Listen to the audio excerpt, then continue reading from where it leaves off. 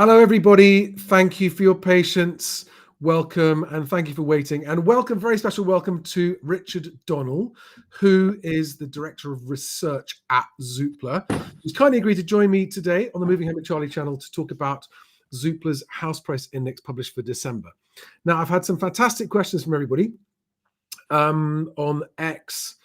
Now, what I'd like to just remind everyone is that Richard is not responsible for everything that happens at Zoopla about how the website works and that kind of stuff. Richard, not Rupert. Richard, you are very much on the data and analysis side. Is that right? Yep. Yeah. We do have some questions about, and I know you get these all the time, about the automatic valuation algorithm. Yeah. And how it works. A few questions on that. But what I wanted to start with is I would like to bring up your report on the screen, and I'm going to start from the bottom because I think you put the most important part at the bottom. I always do that. You've got to read the whole thing. You've got to read the whole thing, everyone. You've got to read the whole thing. So I have linked to this in the description below if anyone would like to read the full thing himself, but you really must read the whole thing. And it's interesting. I've got a couple of headlines, like two very extremely different headline takes on the same report, which is worth pointing out to everyone what that happens. But let's just start with what you said here. I think it's very important, probably the most important thing of everything you said. Let's not get carried away. We are still in a buyer's market. In fact, I think you said we're locked in a buyer's market recently. It's good to see renewed activity. I'm completely with you there. Any uptick in activity and transactions is welcome for everybody, because without that liquidity, it just makes moving so hard and really gets in the way of people moving on with their lives. Sorry, I need to put that back on to just do it this up. Last year, mortgage rates fell in the first 3 months of the year, which supported sales volumes and led to only modest price falls. To be discussed. We expect current mortgage rates to have same effect this year, supporting sales volumes rather than impacting house prices. Yep, I don't disagree with that. House prices will be kept in check by several factors. Now, what you mean by that is that they're not going to be allowed to rise because of these factors. A greater supply of homes for sale, giving buyers more choice, especially for larger family homes. Am I right, Richard, that the increase in supply is larger than the increase in demand at the moment? It is at a percentage level. I mean, we've got, I don't know the exact number actually, but we've got 22% more homes for sale now than we had a year ago. I think there'll be way more people looking to buy property than there are homes. Well, I need to check these numbers. I need to check this actually, Charlie. But okay, you can't really compare.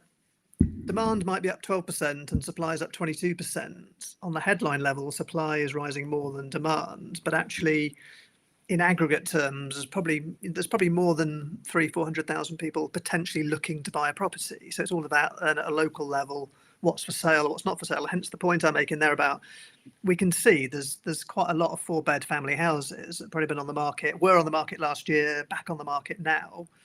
And the question is, how many of these buyers in the market today actually want to buy a 4+ bed house with higher running costs, bigger mortgage? And so, but I think just, what really drove the big price rises over the pandemic was incredible scarcity of homes for sale. And we're now back to normal levels. So buyers have got more choice and they know there's more room to negotiate, basically.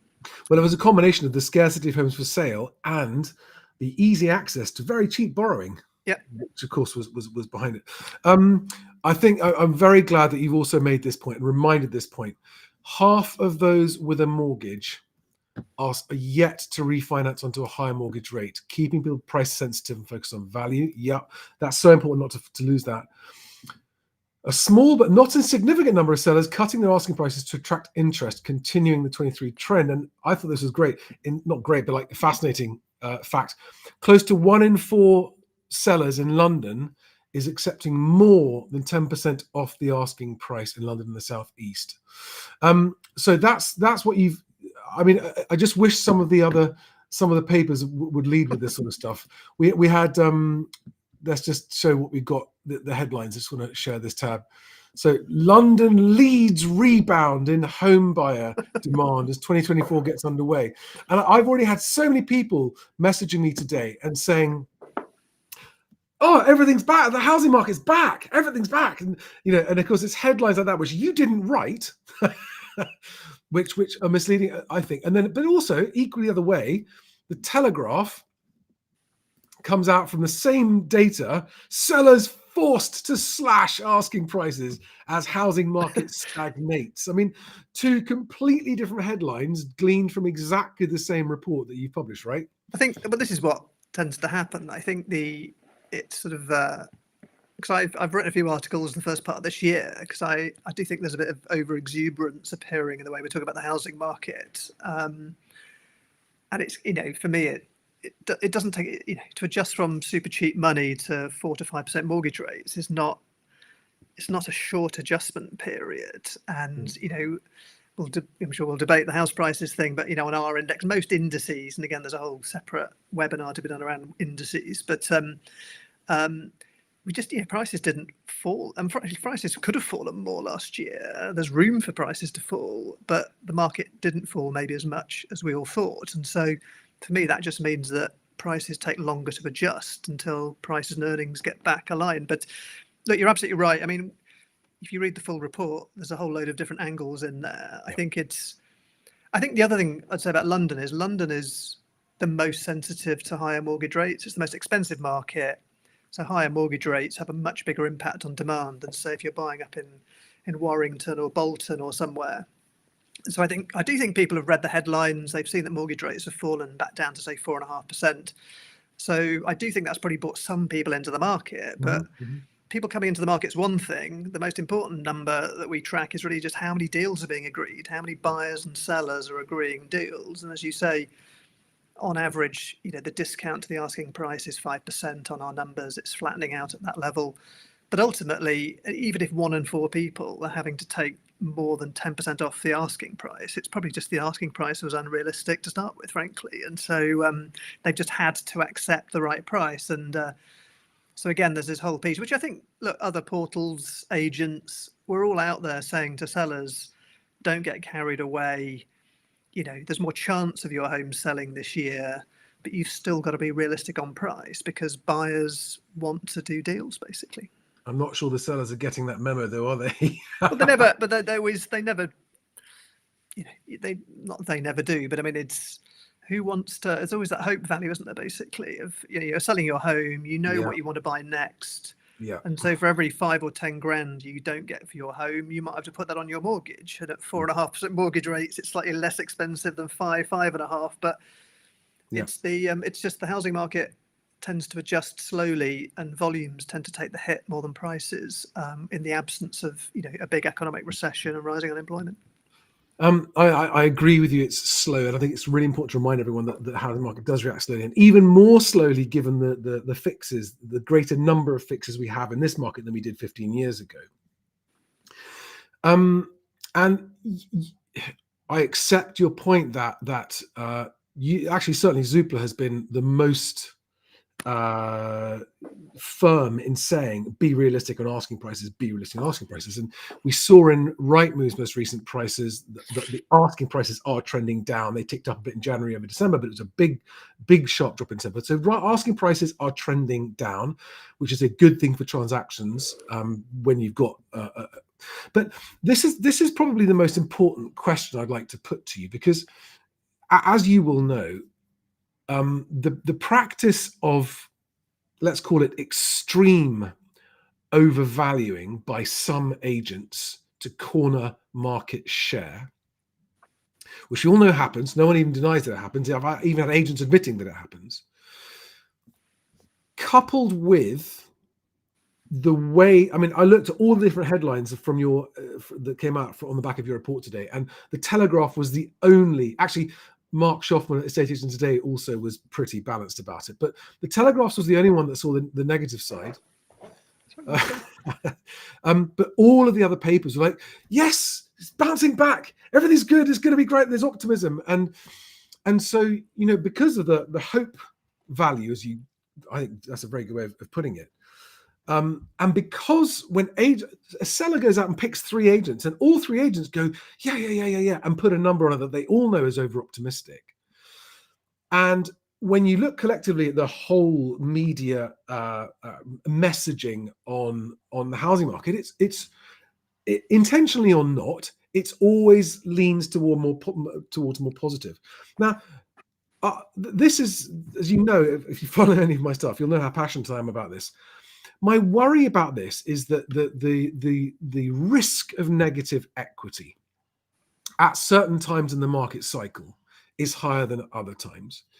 And nobody, when they set out to buy, no one that ends up in negative equity expected that they were going to. And they thought that they were paying a fair price and it was safe to do so. And what it comes down to is actually it's the point that we didn't agree on in our last video, and you joined me, was which you haven't touched on in your report, because it's obviously not part of what Zoopla does, is to make economic forecasts about the economy. But given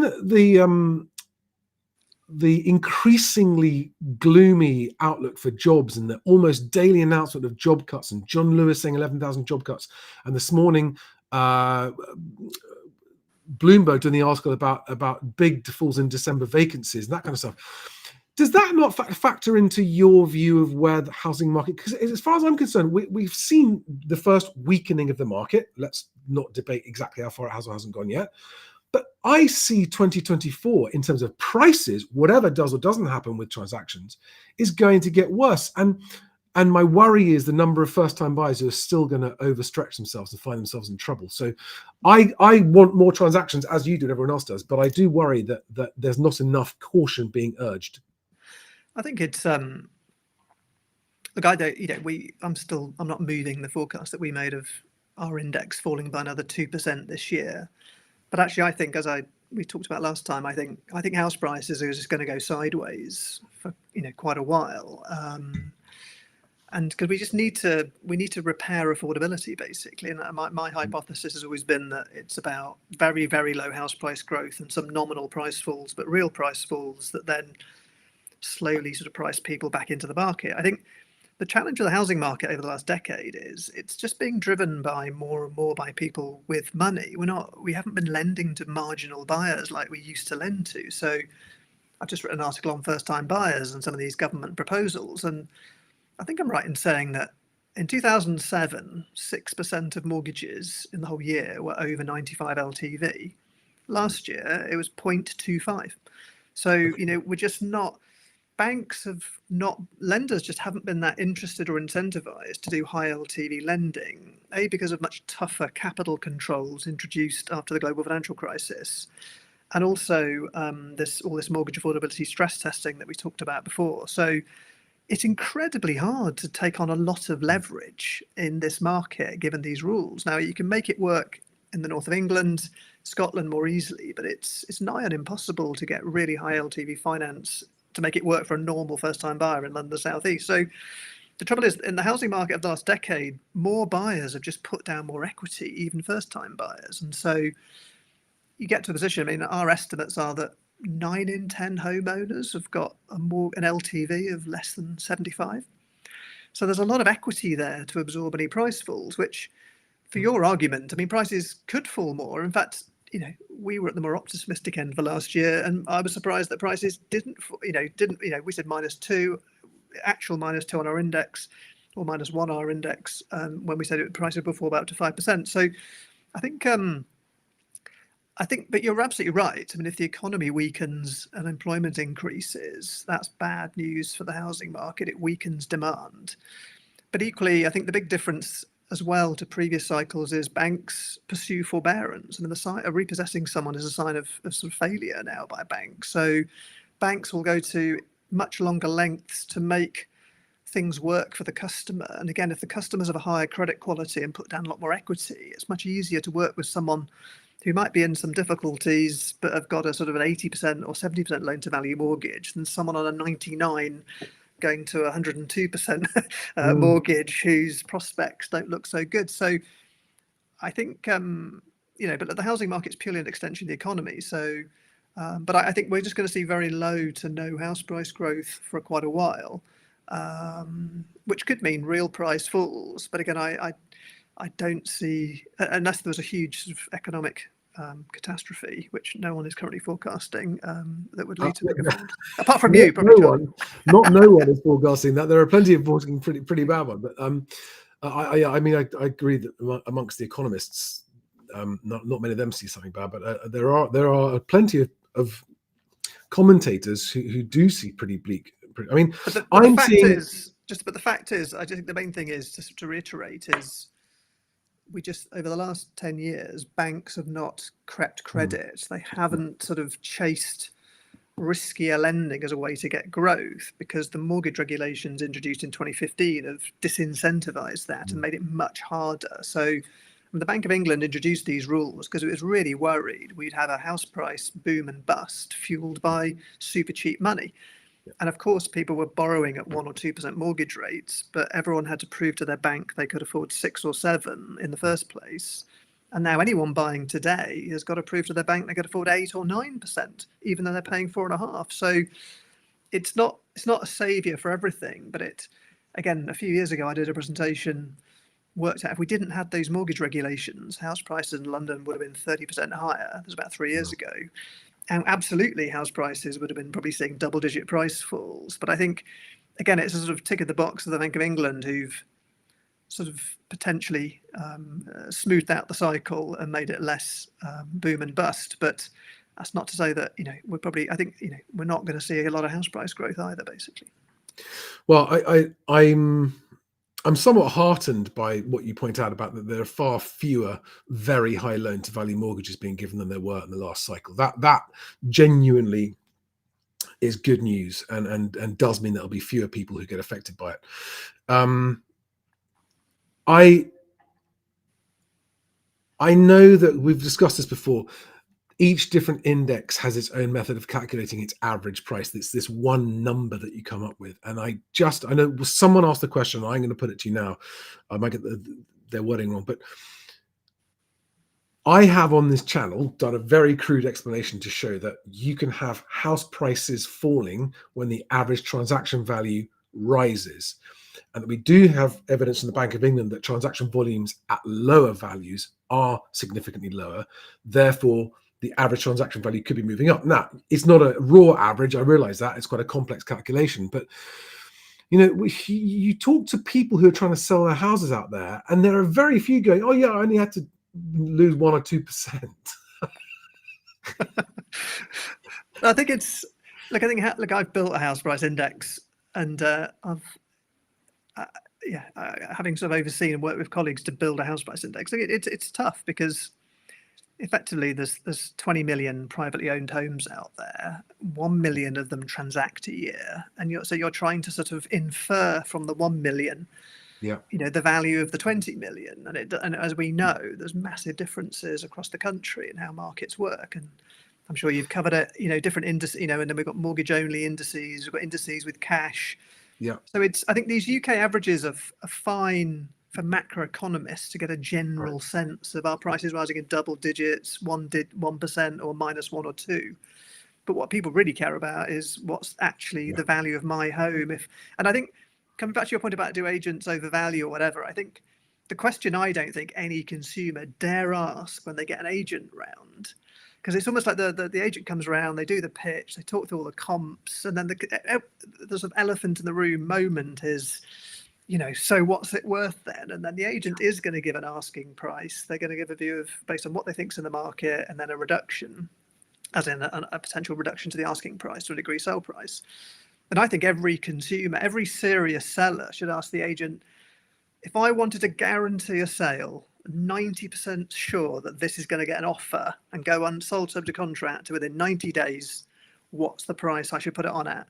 And I think that number is a number that most homeowners don't want to hear an answer to, basically, and I don't think people ask the question because, and obviously the barriers to entry to listing your home are really low. And so, but if you're really serious about moving, you have to set your asking price, and you've got to have an honest conversation with your estate agents. And I'm not sure how many consumers really have that honest conversation, basically. And it's whether they hope they might get X because they've seen a house at Y down the road and it unlocks that move. And so I think just, that's what I always say, if you're serious about moving, you've got to speak to an agent and ask them, what's the price to really get the sale away in X days or weeks. Yeah. I agree with that. I've always said that, when you ask an estate agent, how much is my home worth, whatever their answer is, it's a guess, because until they get competing funded buyers, you won't know what the market is going to pay for your home. And that's the question everyone should ask their agent is, what will you do that other agents don't that will get me competing buyers for my home? Yeah. Then we'll find out what it's worth. But of course, especially uninitiated first-time sellers, that often they don't know what to ask, which is one of the reasons I'm doing this. I had a question about. Are you happy to take a question about the Zoopla valuation, my home valuation? Because someone put a question in here. Let me just let me find it. Sorry. I can't find it now. Basically, he said he's got 2 properties and he's had them in Zoopla and been tracking the value for quite a long time. And in the last year, one of them's gone up about 30% and one of them's gone down about 30%. And he privately sent me through the actual screenshots from his My Zoopla thing, which I can't share because it's got the exact address in there. So I double checked that this was actually genuine, and he has given me the exact Zoopla screenshots of it. And he says I'm feeling a bit. And what his worry was that the agents are adjusting what they're recommending because of the Zoopla valuation. And he said, but if one is up and one is down, is it because they know what's happened specific to my property, or what might cause that to happen? Look, it'd be good to see the real examples. We want to send them through. I think, look, an AVM, a valuation model is no different to a surveyor. It takes the subject property, and look, for not every single property, we have full attribute coverage, basically. So you take a property, we know what property type it is, we need to get the attributes. If we don't get the attributes, that has an impact on the ability to value, but that's reflected in the confidence levels. So again, it's really important when you look at your Zoopla valuations or the price estimates we produce, it will say whether it's high confidence, medium, or low confidence.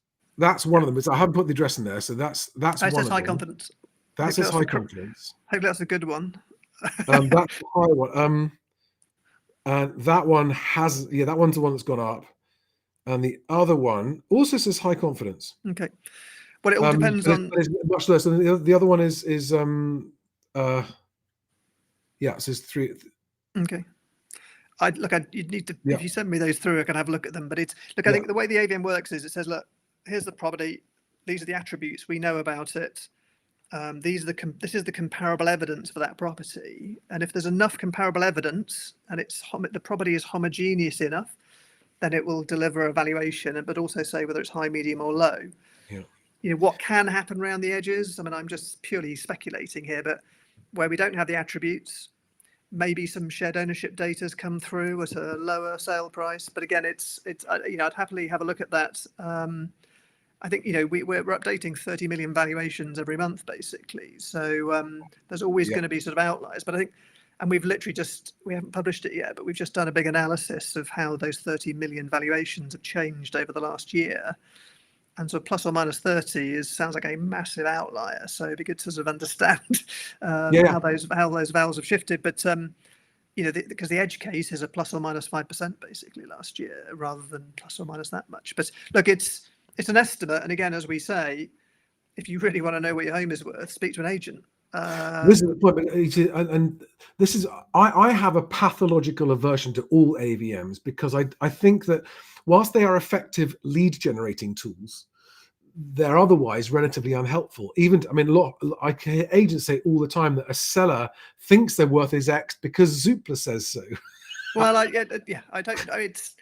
There might be something in that. I think there's AVMs are used by banks, but again, I think AVMs are used by banks with lots of rules around them. For example, say lenders might not use an AVM for a mortgage decision on a flat. So I think there's a lot around. Sorry, apologies, these lights keep going up.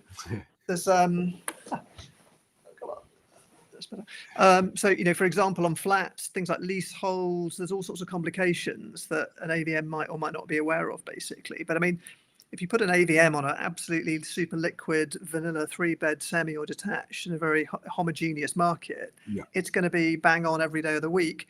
As soon as you get into different edge cases, and again, again, it's ultimately, you can look at it. It's called an estimate, and look, you need to chat to an agent basically to get a sense of what the property is really worth. But I think, again, across the vast majority of properties, I think they're a pretty good initial indication for those people who just want to watch and keep an eye on the market, maybe watch other properties. It's kind of interesting. It gets people talking about property and valuation. But again, I think, but as you've said, even if you've got a super liquid property, it's probably going to be quite easy for agents to value it. But as soon as you start putting in a sort of 7-bed mill house in the middle of Wales, where nothing's sold, I mean, that then the uncertainty gets much wider, basically. So it's almost a continuation of the index debate about the data you're using and the information you know about the property, basically. Did you see that? You may not have had a chance. I know you've had a busy day. I mean, and now you've been. You've been on Sky News today, haven't you? Were you on Sky News earlier? Yeah. So it's nice that you come to the serious places now. Okay. Save the best till last. There was an article about the Welsh housing market. Is there a lender called Principal who published Welsh house prices are well down, I think 6% down, and in Merthyr Tydfil they're down 20% during the calendar year of 2023. And it reminded me about the point, because the Zoopla index is the UK, right? Is that including Scotland and Northern Ireland? Yeah, no. The Zoopla house price index is what's called a repeat sales index. So we take pairs of sales, we take mortgage valuations, we take sold subject to contract. But no, we go all the way down to local authority level and lower, basically. But you include Scotland and Northern Ireland, yes? We do Scotland, Northern Ireland, yeah, and we've got cash in there as well as mortgage value. Yeah, no, because the important thing is, of course, is that both Scotland and Northern Ireland, according to the Land Registry's most recent figures, saw year-on-year rises, while both England and Wales saw year-on-year falls. And so because those all cancel each other out a bit. Nowhere amongst the four countries is it actually sort of the average of all four of them. It's either above it or below it. And so this one number fits all narrative that comes out in the headlines is, I think, so unhelpful, because it's really important that London Land Registry figures was down 6% year on year. No, I think, our index has shown the same. I think we've got Scotland, Northern Ireland, all the northern regions of England are all slightly positive. Yeah. And then everywhere south of there is prices are falling year on year. And then you can go more granular into that. I think, look, it's, again, what you're really relying on here when you're building indices and going granular is what's selling representative of everything else. And I think it is a frustration. I see it on the tweets I do. I think consumers, homeowners get really frustrated with house price indices because they're not quite sure what are they showing, and they're really for macroeconomists. And even the people that built, the two academics that built the mortgage lender indices, said you shouldn't really look at month-on-month changes. It's the 3-month sort of rolling change that really matters. So again, I think if you really want to understand the value of your home, you would have to really track all the data that's out there about what's selling. I'm sure a lot of consumers have got a good idea of what their home is really worth. You can track your home on Zoopla, or you can get an estate agent around to give you a view. You will also have an idea about how much stuff is just sticking there, not dropping its price and not selling. I mean, there's a lot of that out there at the moment as well, isn't there? Well, I think there's, look, all the measures of the housing market, they're all based on activity where deals are being, house price indices are only as good as what's actually being agreed in the market, basically. And so I think the proportion of homes that aren't selling, and we do track this, the proportion of homes that are for sale that are having their asking price cut is a good indication of effectively where sellers are out of kilter to where buyers are. I mean, over the whole of last year, that number was quite a lot above average, and then it got worse towards the second half of the year. It's jumped again, but it's not as high as it was this time last year. So again, there's all these triangulation points of all the data we have where we can see, we get a sense of our buyers and sellers within touching distance of each other. Because again, we would have been far more, we would have been far more negative if we saw a massive gap between buyers and sellers, basically. But you're right, there are things that aren't selling. And again, anecdotally, I have friends and colleagues who sort of live in the greater southeast area, and they make observations that 4-bed houses that were sort of red hot and on fire over the pandemic are having their asking prices cut and cut and cut. But then that's in one part of the market, basically. And so I think it's this. But at the end of the day, there's no point in having a UK house price index because it is just going to average everything out, basically. And but if you live in a 2-bed flat in Manchester versus a X-bed house in wherever. And this is why granularity of data and more localized info is what consumers need.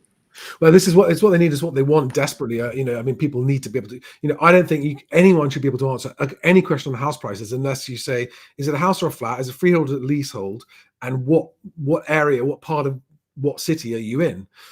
Because every market will be different. If you're in a town now which has a large employer, one of your large employers is John Lewis, and they're going to be closing the place down, well, that market's going to get affected adversely. And so it is hard. But I don't know if you picked up, but I'm working on releasing an exchange price index where we're going to be inviting movers, buyers and sellers, as well as agents and conveyancers, to contribute exchange prices as they happen. So we're going to have hopefully within, so in 1 month, we'll be able to report on the previous month's exchange prices. The benchmark I'm setting as an acceptable sample size will be to match whatever the land registry's most recent sample size was.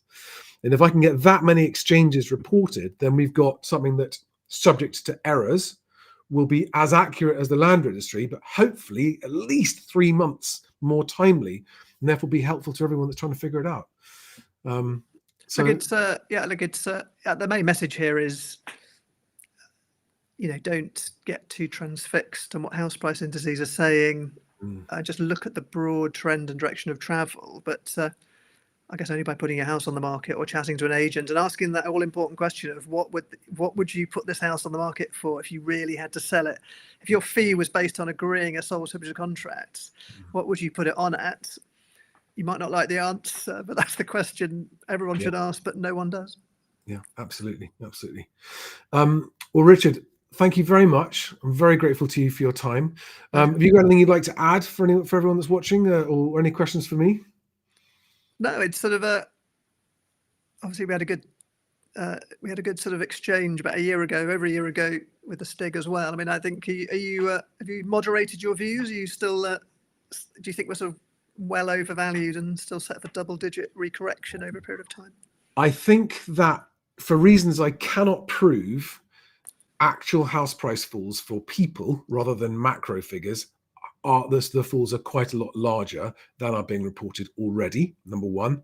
I mean, I've had agents, multiple agents, say to me privately, I don't know where these prices are coming from. The market is off so much more than that. So that's agents saying that to me. I think the economy in 2024 is going to be so much worse than most people expect. I'm hearing headlines and also anecdotally, locally. This guy on TikTok, a plasterer, he said, I've been a plasterer for 12 years. First time in my whole career, I've got no work. I've got no phone calls coming in. Got no work. I've got nothing. So I don't know what I'm going to do. And he said, all of my friends who are plasterers as well find the same thing. So all these anecdotal, and I had London Cabbie this morning commenting on YouTube saying, my December was 30% down on income from the previous December. January is dead. It's so at the front line. I don't know, Richard, you're much younger than me probably. I clearly remember the early 90s and how bleak it was, and it feels a bit like that. But Stig, who I spoke to this morning, said he's worried we're actually going to look more like the unemployment rise in 1983, which was much, much worse. So again, he's totally impartial about this. He'll often beat me over the head and say I'm being wrong and I'm being a dramatic whatever. But he's really fearing that the economy, the jobs economy especially, is far worse than anyone was expecting or predicting, and that is the basis of my opinion on where house prices are falling. And I think they're going to, we won't see it reported for a long time late, but I think they're going to be really sharp falls in 2024. I've already had agents talking to me saying, some agents going, no, we're busy, we've got some stock is priced well, we've got viewings and there's stuff happening, more challenging than usual, but there's some other agents just going, lettings is really busy, sales is not. We've got a real problem. No, I agree. I think it's look, I mean, there's you can see it. There's sort of different sectors are sort of going through the reductions in staff and changes, and again, all that adds up. And I think unemployment's definitely ticked up. So we'll have to wait and see how it plays out. But no, very good, Charlie. Thank you for getting me on. Let's keep in touch. I'm very grateful to you for coming. Thanks very much, and I hope you'll come back again soon. In the meantime, Thanks, guys. And thank you, everyone, for watching. Thank you. I'm sorry we didn't get more questions. There are lots more questions here. We could hear for hours all your questions. But thanks for watching, guys. And we'll see you on the next one. Bye-bye.